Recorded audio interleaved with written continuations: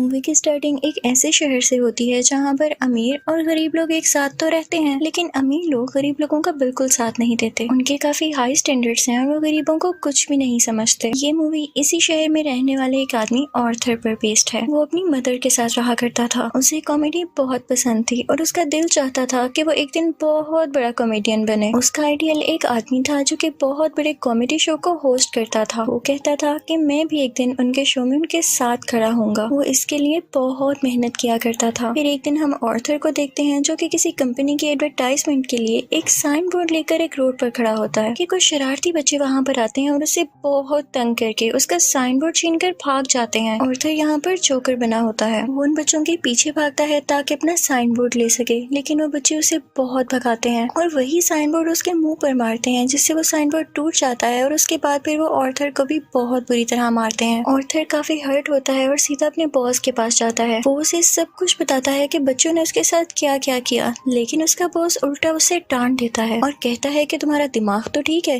बच्चे ऐसी हरकत कैसे कर सकते हैं। बॉस उससे कहता है कि मैं तुम्हें तुम्हारी सैलरी भी नहीं दूंगा। ऑर्थर में कॉन्फिडेंस की बहुत कमी होती है, इसलिए वो यहाँ पर खुद के बारे में कुछ बोल ही नहीं पाता। वो वहाँ से काफी उदास होकर बाहर आ जाता है और सोचता है कि क्या मैं इतना बुरा हूँ कि कोई भी मेरी बात का यकीन ही नहीं करता। वो अपने घर आता है और डांस करने लगता है। यहाँ पे हम देखते हैं कि उसकी बॉडी काफी वीक होती है। अगले दिन ऑर्थर अपने कोलीग से मिलता है और उसे उन बच्चों के बारे में बताता है। उसका कोलीग उसे कहता है कि ये तो बहुत गलत हुआ, तुम्हें अपनी हिफाजत करनी चाहिए थी यार। और इसी के साथ वो उसे गन देता है और कहता है कि इसे अपने पास रख लो, ये मुश्किल वक्त में तुम्हारे काम आएगी। ऑर्थर ये लेने से इनकार करता है, लेकिन वो आदमी जबरदस्ती उसे गन दे देता है और फिर ऑर्थर अपने घर के लिए निकल पड़ता है। वो बस में होता है तो उसके सामने एक बच्चा भी बैठा होता है। वो उसे हंसाने की कोशिश करने लगता है और वो बच्चा जोर जोर से हंसने लगता है, जिस पर उस बच्चे की मदर को गुस्सा आ जाता है और वो ऑर्थर से कहती है कि हटो, परेशान मत करो हमें। लेकिन इस बात पर ऑर्थर हंसने लगता है। इनफैक्ट हमें बताया जाता है कि ऑर्थर को कोई सीरियस साइकोलॉजिकल इशू होता है और वो अपनी हंसी को कंट्रोल ही नहीं कर पाता। उसे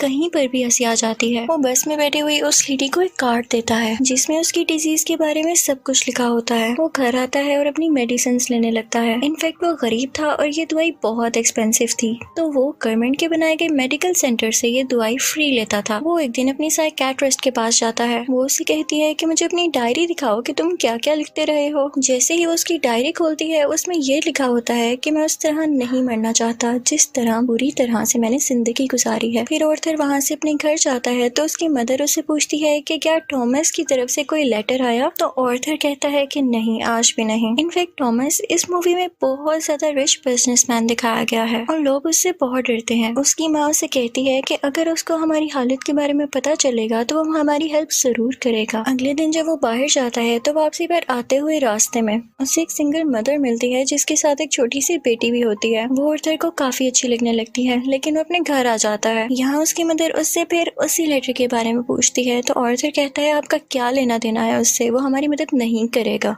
अगले दिन हम देखते हैं कि वो सिंगल लड़की ऑर्थर के घर पर आती है। वो उससे कहती है कि मैं कुछ टाइम से नोट कर रही हूँ कि तुम मेरा पीछा कर रहे हो, जिस पर ऑर्थर उसे कहता है कि हाँ, मुझे तुम अच्छी लगी हो। तो इस पर वो लड़की हंसने लगती है और जल्दी उन दोनों में दोस्ती हो जाती है। ऑर्थर को एक और जगह से जोकर की ऑफर आती है। वो एक चिल्ड्रन हॉस्पिटल होता है और जब ऑर्थर वहाँ पर जाकर डांस कर रहा होता है तो उसकी पॉकेट से वही गन बाहर आकर गिरती है। सब बच्चे डर जाते हैं और स्टाफ हैरान होता है कि इसके पास गन क्या कर रही है। ये बात फैलती है और उसे इस जॉब से भी निकाल दिया जाता है। वो अपने बॉस को कॉल करता है कि ये तो सिर्फ एक टॉय गन है, तो उसका बॉस उसे कहता है कि झूठ मत बोलो, मुझे तुम्हारे कोलीग ने सब कुछ बता दिया है कि तुमने खुद उससे गन ली। यहाँ पर ऑर्थर का दिल दोबारा से बहुत दुखता है कि उसके कोलीग ने तो उसे जबरदस्ती ये गन दी थी। फिर हम देखते हैं कि ऑर्थर ट्रेन में घर जा रहा होता है और वहाँ पर 3 बिजनेसमैन भी होते हैं जो कि थॉमस वेन के ही आदमी थे। वो ट्रेन में बैठी हुई एक लड़की को छेड़ रहे होते हैं।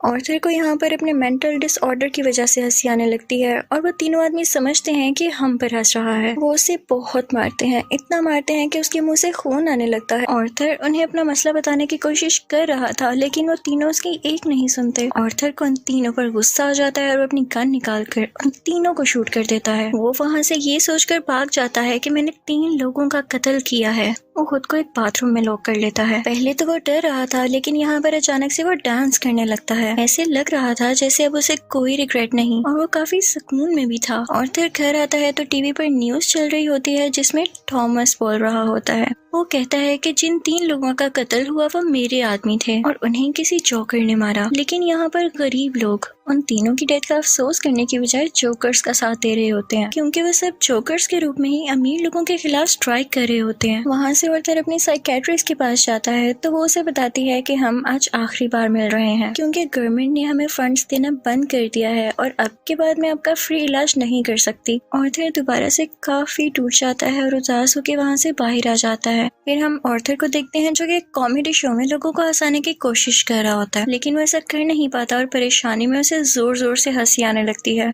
इस वजह से उसका शो खराब हो जाता है और वो घर आ जाता है। घर आने पर उसकी मॉम उसे कहती है कि बेटा ये लेटर थॉमस के लिए पोस्ट कर दो। आर्थर जब ये पढ़ता है तो उसे अपनी आंखों पर यकीन ही नहीं आता। वो अपनी मदर के पास जाता है और कहता है आपने मुझसे सब कुछ क्यों छुपाया। उसकी माँ उसे बताती है कि बेटा मैंने ये जानकर नहीं किया। इनफैक्ट थॉमस और मैं एक दूसरे को पसंद करते थे और इवन शादी भी करना चाहते थे, लेकिन मैं बहुत गरीब थी और वो बहुत अमीर, तो हम सोसाइटी की वजह से शादी नहीं कर सके। आर्थर अपने बाप से मिलने के लिए निकल पड़ता है। जब वो वहाँ पर पहुँचता है तो उसके घर के गेट के पीछे थॉमस का अपना बेटा खड़ा होता है। आर्थर उसके सामने बच्चों जैसी हरकतें करने लगता है और उसे भी हंसाने की कोशिश करता है, लेकिन तभी वहाँ पर थॉमस का बटलर आ जाता है। वो उस बच्चे से कहता है कि स्ट्रेंजर से बात नहीं करते और आर्थर को वहाँ से जाने के लिए कहता है। आर्थर उससे कहता है कि मैं सच्चाई से पर्दा हटा कर ही जाऊंगा। मेरी माँ ने थॉमस के यहाँ 30 साल काम किया और वो दोनों एक दूसरे को पसंद भी करते थे और मैं किसी और का नहीं थॉमस का ही बेटा हूँ। जिस पर बटलर उसे कहता है कि तुम भी पागल हो और तुम्हारी माँ भी पागल है। उसने ये स्टोरी अपने पास से बनाई है, उसका थॉमस से कोई लेना देना नहीं है। ये सुनकर आर्थर को काफी बुरा लगता है और वो वहाँ से चला जाता है। आर्थर जब घर जाता है तो उसे पता चलता है उसकी मॉम को कोई अटैक हुआ है और उन्हें हॉस्पिटल शिफ्ट किया जाता है। आर्थर जब बाहर बैठा होता है तो उसके पास 2 पुलिस ऑफिसर्स आते हैं। वो उससे पूछते हैं कि ट्रेन में उस दिन जो 3 आदमी मरे, क्या तुम उनको जानते हो? तो आर्थर आगे से कहता है नहीं, मुझे क्या पता होगा। उसे पता चलता है कि इन पुलिस ऑफिसर्स ने उसकी माँ से भी सेम क्वेश्चन किया था, जिसकी वजह से उसकी मॉम को अटैक हुआ। वो अंदर अपनी माँ के पास आ जाता है और वहीं पर वो सिंगल मदर भी होती है कि तभी टीवी पर एक न्यूज चलती है और उस पर आर्थर का वही फेवरेट टीवी होस्ट होता है, वही कॉमेडियन जिसे आर्थर बहुत पसंद किया करता था। वो काफी शौक से उसका शो देखने लगता है, लेकिन देखते ही देखते उसे अपना चेहरा टीवी स्क्रीन पर दिखाया जाता है। बेसिकली आर्थर का फेवरेट कॉमेडियन उसका मजाक उड़ा रहा होता है। जब आर्थर को एक कॉमेडी शो में हंसी आ गई थी, ये देखकर आर्थर काफी टूट जाता है कि मेरा आइडियल मेरा मजाक उड़ा रहा है, इससे तो मुझे इंस्पिरेशन मिली थी। उसे सब चीज पर यकीन ही नहीं आ रहा होता। थॉमस घर आता है तो न्यूज चल रही होती है कि शहर के हालात काफी खराब हो गए हैं। गरीब लोग जोकर्स का मास्क पहने सड़कों पर निकल आए हैं और अमीर लोगों के खिलाफ स्ट्राइक कर रहे हैं। इन लोगों में बहुत दुश्मनी बढ़ गई है और ये सारे के सारे थॉमस के खिलाफ हैं। आर्थर ये देखकर काफी खुश होता है कि वो सब के सब लोग जोकर बने हुए थे, यानी क्लाउन्स बने हुए थे। उसे लगता है कि पहली बार उसकी जॉब की या उसकी किसी ने तारीफ की हो। अब जहाँ पर वो गरीब लोग स्ट्राइक कर रहे थे वो एक थिएटर था। उस थिएटर के अंदर अमीर लोग एक मूवी देख रहे थे और वहाँ पर थॉमस भी था। उस स्ट्राइक को रोकने के लिए पुलिस वहाँ पर आ जाती है और उन्हें मना करती है। हर तरफ हलचल मच जाती है और इस चीज का फायदा उठाते हुए आर्थर उस थिएटर के अंदर चला जाता है। वो थिएटर के वॉशरूम में जाता है जहाँ पर थॉमस भी आया था।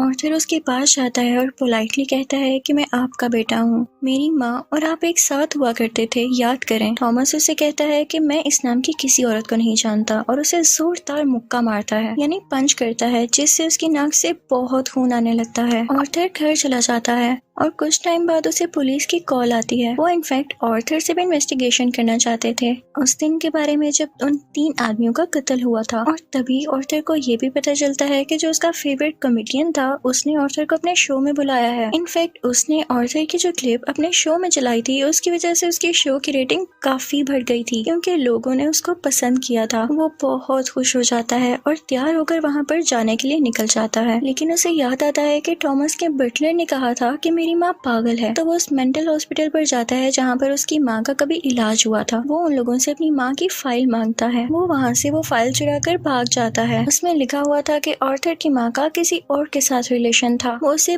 बहुत ज्यादा फिजिकली अब्यूज किया करता था, मारा करता था। और इसी दौरान आर्थर के सर पर भी चोट आई थी, जिसकी वजह से वो आज इस डिजीज का शिकार है। वो वहाँ से सीधा अपनी दोस्त यानी उसी सिंगल मदर के पास जाता है, लेकिन हमें यहाँ पर पता चलता है कि वो तो थी ही नहीं। वो असल में सिर्फ और सिर्फ उसकी इमेजिनेशन में थी और उसको उसके विजन्स आया करते थे। आर्थर अपने माँ की चोट की वजह से काफी परेशान होता है। वो हॉस्पिटल जाता है और पिलो से अपनी माँ को मार देता है। घर आकर देखता है तो उसे एक पिक्चर मिलती है जिसके पीछे लिखा हुआ था कि मुझे तुम्हारी स्माइल बहुत पसंद है, जो कि थॉमस ने लिखा था और ये पिक्चर उसकी मदर की थी। यहाँ उसे एहसास होता है कि उसकी माँ झूठ नहीं बोल रही थी। वो अपना जोकर का मेकअप करने लगता है और यहाँ पर वो काफी दुखी होता है और उसे कुछ समझ नहीं आ रहा होता कि उसके आसपास क्या हो रहा है। तभी वहाँ पर उसका वही कोलीग आ जाता है और वो कहता है कि जो उस दिन ट्रेन में 3 कत्ल हुए और रिसेंटली तुम्हारी माँ का भी कत्ल हुआ, मैं उसके बारे में कुछ पूछना चाहता हूँ। आर्थर को लगता है कि ये लोग फिर से मेरा जीना हराम करने आए हैं और वो यहाँ पर अपने कोलीग को बुरी तरह से मार देता है। अब इसके बाद आर्थर तैयार होता है और अपने जोकर का फुल कॉस्ट्यूम पहन लेता है। वो अब अपने फेवरेट कॉमेडियन के शो में जाने की तैयारी कर रहा था। वो बहुत खुश होता है और रास्ते में डांस करता हुआ जा रहा होता है। वहीं पर वो दोनों पुलिस ऑफिसर्स भी आ जाते हैं जो उससे ट्रेन में हुए हादसे के बारे में इन्वेस्टिगेशन कर रहे थे। पर आर्थर वहाँ से भाग आता है और भागते भागते एक ट्रेन में घुस आता है। उस ट्रेन में और भी बहुत सारे लोग ऐसे थे जिन्होंने जोकर का कॉस्ट्यूम पहना था। पुलिस इतने सारे लोगों में उसको ढूंढ ही नहीं पाती, तो इसी बात का फायदा उठाते हुए वहाँ से बाहर आ जाता है और अपने फेवरेट कॉमेडियन के शो की तरफ जाता है। वो जब उसके सामने जाता है तो वो उससे पूछता है कि क्या तुम भी जोकर बने हो, क्या तुम भी अमीरों के खिलाफ प्रोटेस्ट कर रहे हो। आर्थर उससे रिक्वेस्ट करता है कि आप लोगों को मेरे बारे में कुछ न बताइएगा सिवाय इसके कि मैं एक ऑर्डिनरी जोकर हूँ।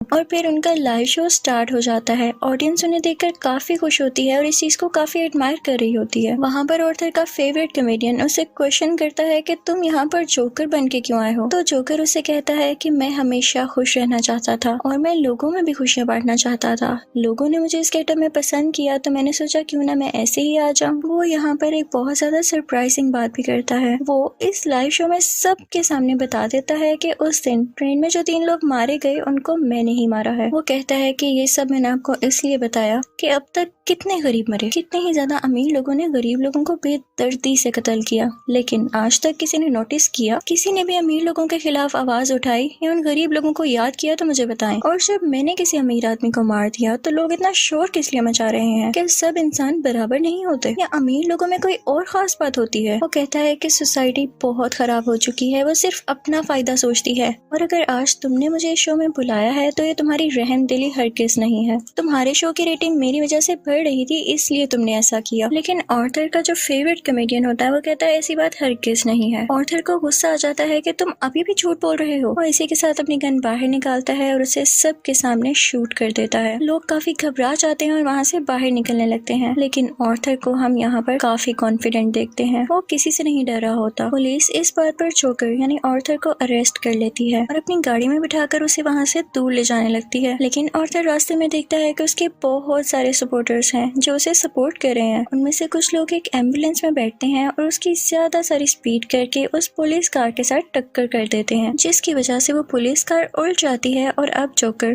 बाहर आ गया था। वो उन सब लोगों में शामिल हो जाता है और उसी कार के ऊपर आकर खड़ा हो जाता है। सब लोग उसे यहाँ पर देख पा रहे थे और उसे चीयर कर रहे थे। उसके मुंह और नाक से काफी खून आ रहा था, लेकिन वो उसी खून से अपनी स्माइल बना लेता है और हाथ फैलाकर जोर जोर से हंसने लगता है। ये इनफैक्ट एक ऐसी स्माइल थी जिसके पीछे गम, तकलीफ और दुख छुपा हुआ था। वो अब उन सब लोगों का हीरो बन चुका था और वो यहाँ पे काफी खुश था कि लोग फाइनली अब उसे तारीफ कर रहे थे, उसे अप्रिशिएट कर रहे थे। दूसरी तरफ हम थॉमस को देखते हैं जो कि अपनी प्रेजेंट वाइफ और अपने बेटे के साथ ये शहर छोड़कर जा रहा होता है, लेकिन तभी साइड पे खड़ा एक जोकर उन लोगों को शूट कर देता है, लेकिन वो उनके बेटे को कुछ नहीं कहता। फिर सीन चेंज होता है और हमें आर्थर यानी जोकर एक साइकियाट्रिस्ट के पास दिखाया जाता है। वो वहाँ पर भी हंस रहा होता है। तो वो साइकेट्रिस्ट उससे कहती है कि तुम बिला वजह क्यों हंसते रहते हो। तो आर्थर उससे कहता है कि आप इस फीलिंग को कभी नहीं समझ पाएंगी, और ये कहकर वो वहाँ से बाहर आ जाता है। उसके जूतों के नीचे खून लगा हुआ था, जिससे ये जाहिर होता है कि एक अच्छा इंसान